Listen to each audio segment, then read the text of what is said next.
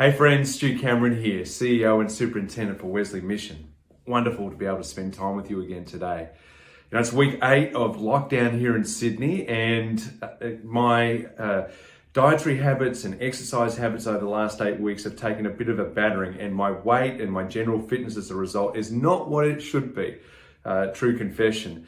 And so over the weekend, I took some drastic action. I actually ordered some home gym equipment, which should arrive either today or tomorrow, and full of a little bit of nervous anticipation about, first of all, assembling that. It's a rower, but also then getting into a bit of an exercise rhythm and routine. Perhaps I've been inspired by the recent Olympics, and the Paralympics are just around the corner as well. Love watching Jess Fox in the slalom and the rowers and the canoers, kayakers, etc. We'll see how we go. There's a quantum distance between their expertise and I'm sure what sort of form I'll show on my home rower. But in the Olympics, there was a particular image that struck me, that really captured my imagination. You might have seen it as well. It was after decathlon, that marathon of 10 events that's run towards the end of the Olympics, where the athletes compete in 10 different disciplines over 2 days, and they finish with a 1,500 meter run. And this particular photo was taken of the competitors after they crossed the finish line. And it was taken an aerial shot directly above them, and it showed these competitors, about a dozen, 15, 20 of them, all sprawled out on their back, exhausted, as you might imagine, after 2 days of this intense competition. And the relief of crossing the finish line and the rest that was now going to be theirs, the promise they had, whether they won gold, silver, bronze, or nothing at all. And I was thinking about that particular image, as evocative as it was, and I was thinking about this particular season that many of us find ourselves in, whether we're under lockdown or not, because all of us are in COVID-impacted places.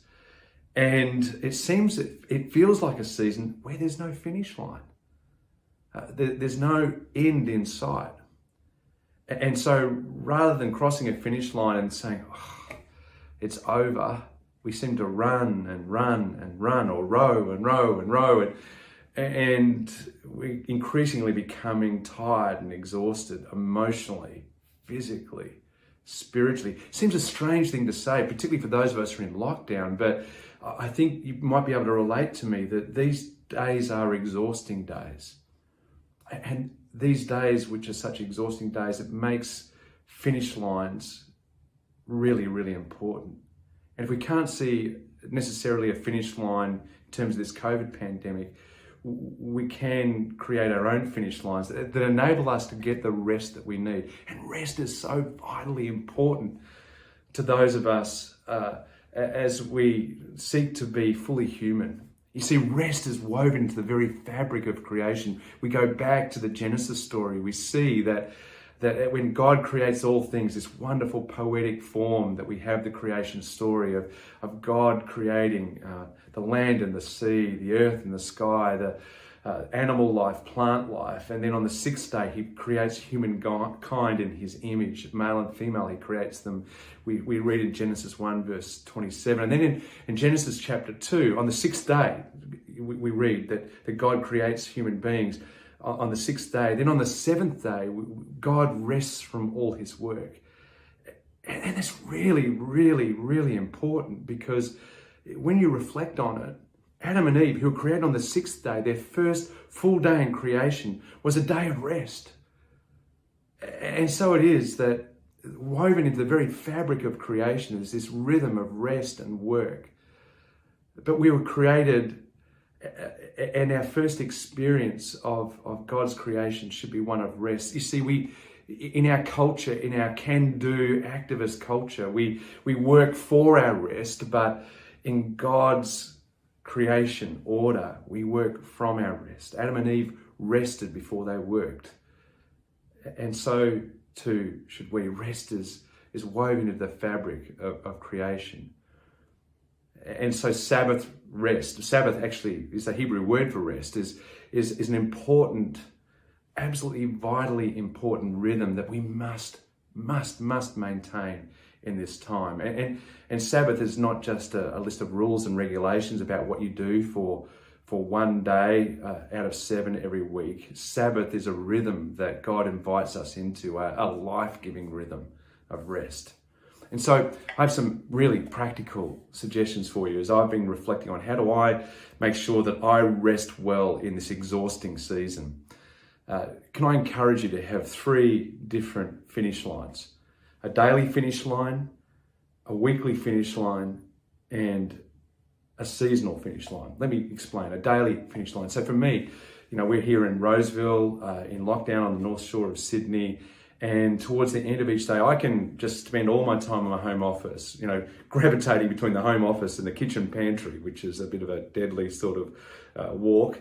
But towards the end of the day, just before it starts to get dark, I get up from my chair and I go for a half hour, 3/4 of an hour walk in our neighbourhood. That is my finish line. Sometimes I put my earbuds in to listen to a podcast, but whether I'm listening to something or not, it's just a time where I power down. I might do a little bit of work later on, but it's where the majority of the work of the day is done. That's my finish line each day.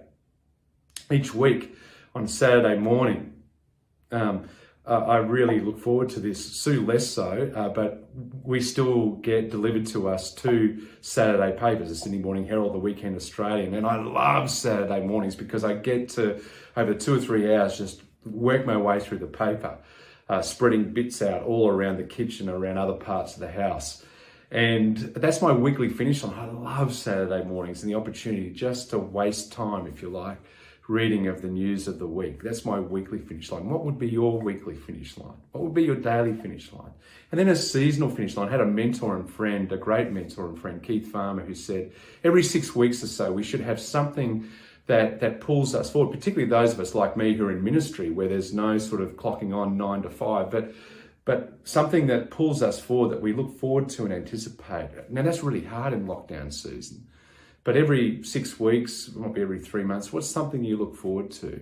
Outside of lockdown, it might be a weekend away or a few days off, but something that creates that sense of anticipation that this cycle of work is going to be broken with significant rest. Now for me, in a couple of weeks' time, I'm going to take a week off. Can't go anywhere, but I'm going to stay here and I'm going to rest well. I'm going to walk, I'm going to read, I'm going to spend time with family, I'm going to turn off email, and I'm going to replenish, renew, and restore.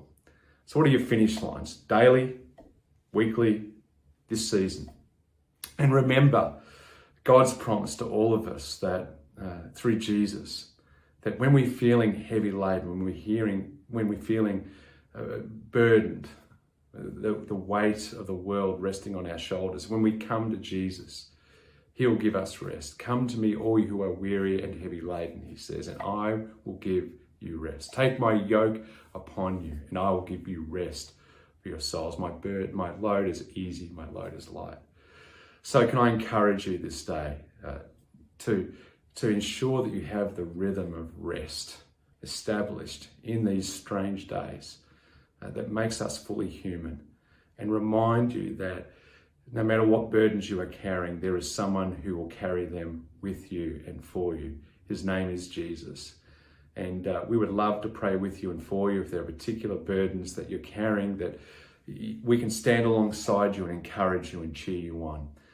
God bless you. And if you have some finish lines that you have that work for you, I'd love to hear about those. Just leave a comment below.